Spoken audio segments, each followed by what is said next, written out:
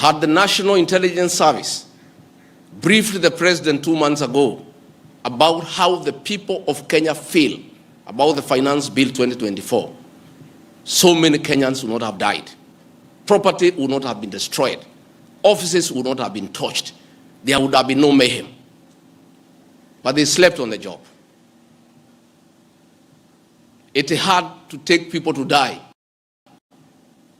property to be destroyed, protests across the country for the president to know the truth of what the people of Kenya feel. Yet, there is an organization paid for by the public to brief the president and the government about the feeling of the Kenyan people. Officers of the National Intelligence Service, officers of the National Police Service have told me in confidence they did not get advance intelligence briefs about the magnitude of the protest in Eldoret, in Kericho, in Nairobi, in Githurai, in Embu, in Nyeri. Since independence, there has been protests around Parliament. Never have protesters invaded and gotten inside Parliament. Senior officers have told me in confidence they did not have an advance intelligence brief about the intensity of the protest so that they prepare in advance. The National Intelligence Service slept on the job. And the problem is simple. The Director General of the National Intelligence Service, Nordin Hadji, was a junior officer in the National Intelligence Service before he was appointed as DPP.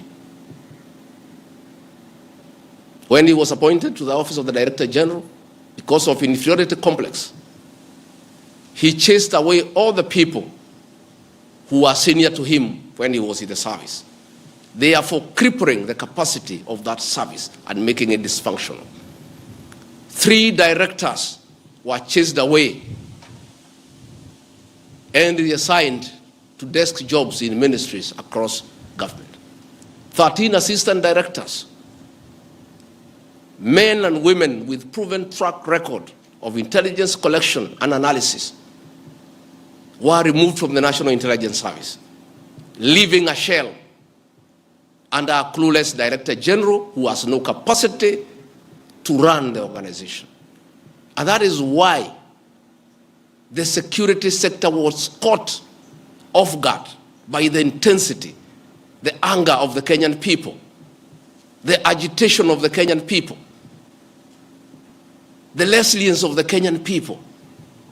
Had Nordin Hadji done his job, we will not be where we are today.